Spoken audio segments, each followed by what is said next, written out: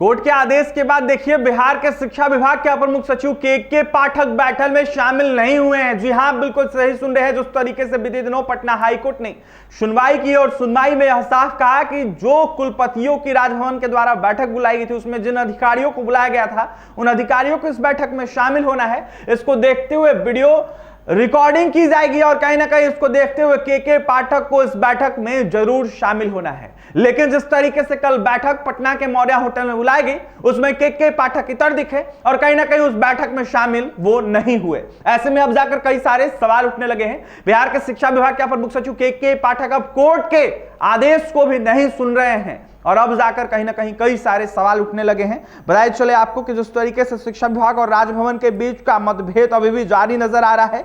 Patna high court के आदेश पर जिस तरीके से कल शिक्षा विभाग और बिहार के सभी विश्वविद्यालयों के कुलपतियों की बैठक बुलाई गई थी पटना के मौर्या होटल में, उस बैठक में देखते हुए कहीं ना कहीं के पाठक जिस तरीके से कल बैठक बुलाई गई उसमें एक बार फिर से शिक्षा विभाग के अपर मुख्य सचिव के पाठक नहीं पहुंचे। बैठक में नहीं पहुंचने का कारण कई सारा बताया जा रहा है, लेकिन इससे पहले भी राज्यपाल द्वारा बुलाई गई बैठक में के पाठक को बुलाया गया था, लेकिन उस बैठक में भी के पाठक राजभवन नहीं गए थे। राज्यपाल राजेंद्र विश्वनाथ अर्लेकर ने पटना के मौर्या होटल में बैठक बुलाई थी। इसको देखते हुए इस बैठक में वर्तमान समय में बिहार के सभी विश्वविद्यालयों में स्नातक और स्नातकोत्तर में देखा जाए तो विद्यार्थियों के नामांकन की स्थिति की जो समीक्षा है वो की जानी है। ऐसे में इसको देखते हुए इसके अलावा विश्वविद्यालयों के कॉलेजों के प्रोफेसर की समस्या है, इसको देखते हुए प्रोफेसर और कर्मियों को पेंशन मिले इस पर चर्चा होनी थी। इसको देखते हुए राज्यपाल के प्रधान सचिव रॉबर्ट एल चोंगथू ने सभी कुलपतियों को गुरुवार को पत्र भेजा था, जिसमें सभी कुलपतियों से वर्तमान समय में स्नातक और स्नातकोत्तर में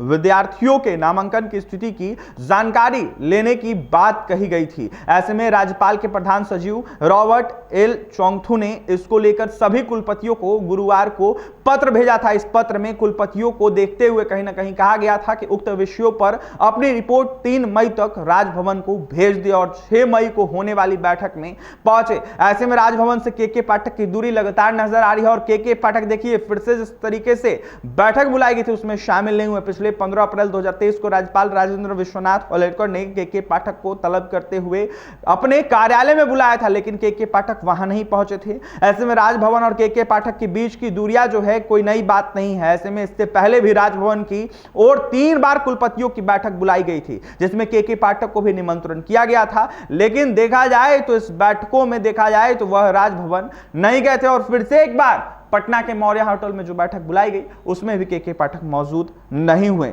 पटना उच्च न्यायालय के आदेश पर जिस तरीके से कल शिक्षा विभाग एवं कुलपतियों के बीच बैठक हो रही थी, इसको देखते हुए बैठक बिना किसी की अध्यक्षता में होनी थी। ऐसे में हाईकोर्ट ने यह कहा था कि जिस तरीके से बिना किसी की अध्यक्षता में बैठक जो है संपन्न हो, और ऐसे में जिस तरीके से कल की बैठक हुई उस बैठक में शिक्षा विभाग की तरफ से शिक्षा विभाग के सचिव बैद्यनाथ यादव, विशेष सचिव सतीश चंद्र झा, शिक्षा विभाग के डायरेक्टर रेखा कुमारी, साथ ही शिक्षा विभाग के डिप्टी डायरेक्टर दीपक कुमार सिंह जिस तरीके से कल बैठक हुई उसमें शामिल हुए।